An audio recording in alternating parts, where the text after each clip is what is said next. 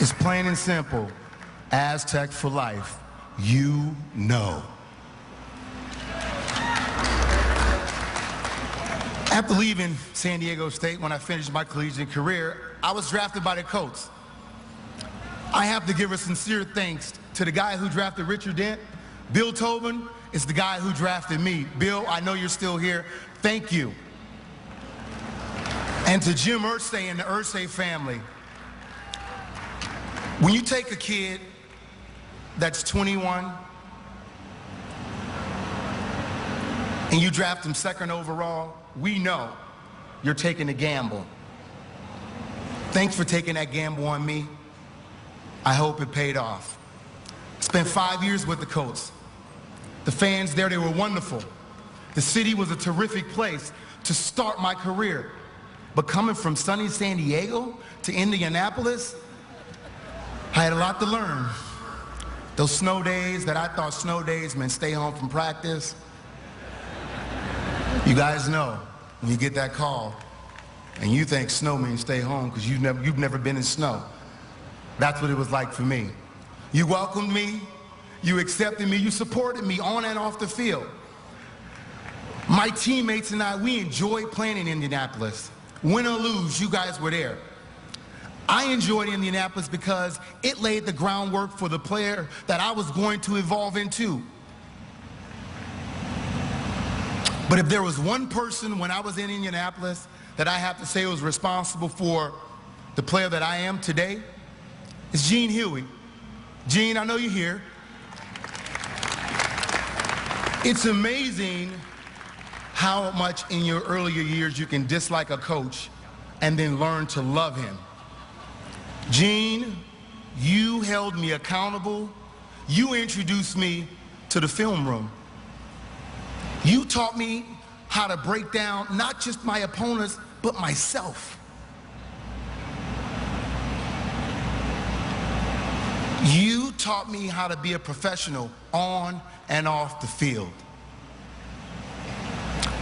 Gene, man to man, I thank you for challenging me to be a better man.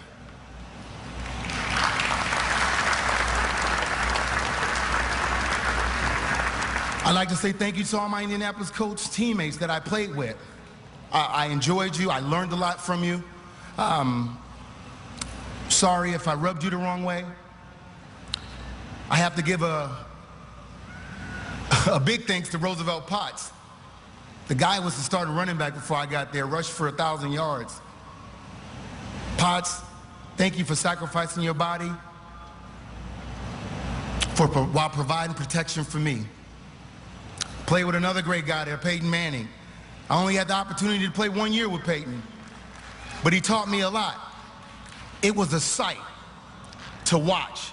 The maturation process from week 1 to week 16, the leadership, dedication, and the attention to detail that he demonstrated as a rookie, first overall pick.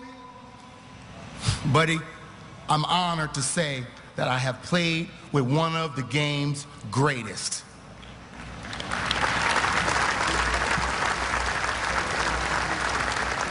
Unfortunately, sometimes you move on, and my time was up in Indianapolis after 5 years.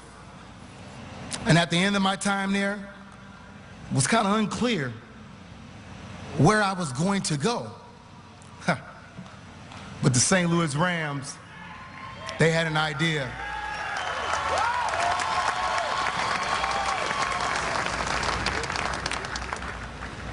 They acquired me in a trade, and with that trade, brought forth the birth of the greatest show on turf.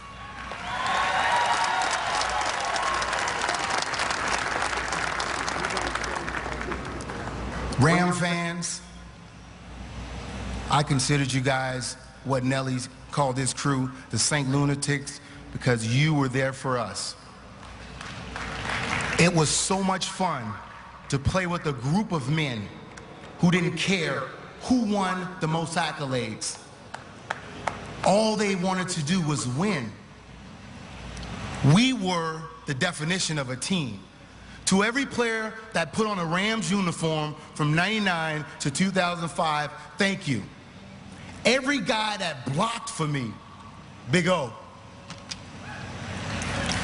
Adam Timberman.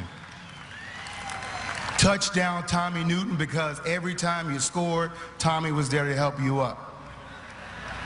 Robert Holcomb, James Hodges, the strongest man I know, Ernie Conwell, Bloody Knuckles himself, Roland Williams.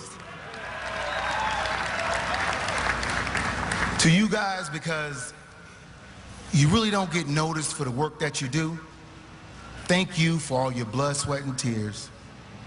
It was a pleasure. To my skilled guys, where individual accomplishments meant nothing. Isaac Bruce, what a pleasure to watch you play. Torrey Holt, what a professional. Ricky Prohl. I have to say this. In 1998, Ricky Prohl led the Rams in receptions and touchdowns.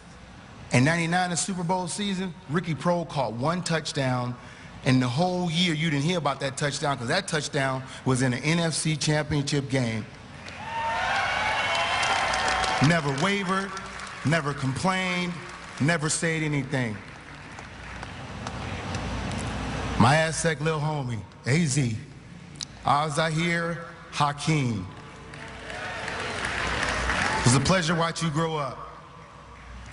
There was another guy that was a part of the greatest show that you don't hear about. He wore number 82.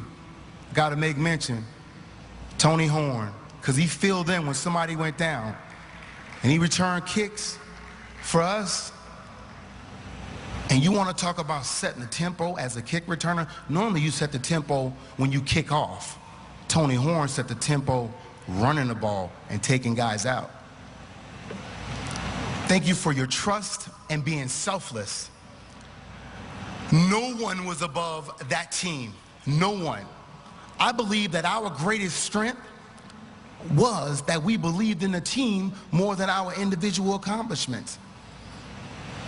I will give anything right now to be in the huddle, 1 minute,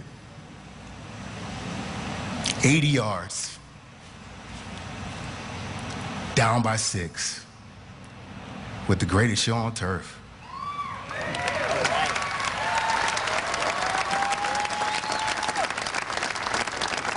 Because that's when we were at our best, with our backs against the wall. Kurt, I didn't leave you out. I didn't. Thank you for being our leader, Kurt. Man, you constantly stood in the pocket, taking every hit to make that offense successful.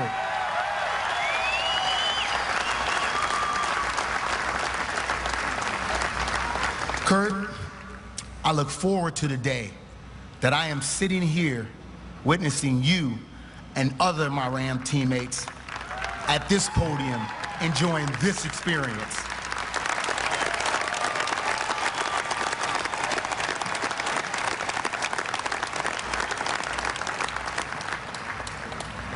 Mike Martz, what a pleasure. Your creative mind and appreciation for doing things that people say can't be done on a football field are what made you unique. People always question your love for throwing the football and your running back. I ask why. See, before Aaron Rodgers threw the ball 50 times in the Super Bowl against a Vaughn Steelers defense, and his counterpart, Ben Roethlisberger, threw it 48, and we watched Peyton Manning run play action without a running game, we had Mike Martz, the mad scientist, is what they called him.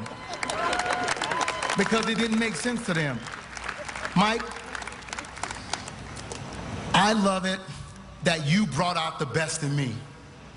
I also appreciated that when I had my own ideas, and I had a lot of them,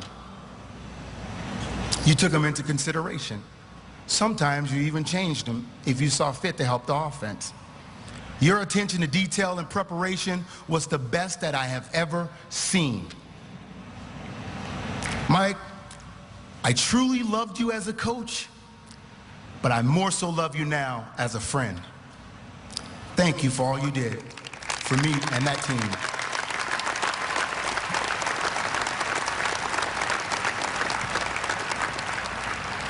It's not often you get coached by a guy that you idolized.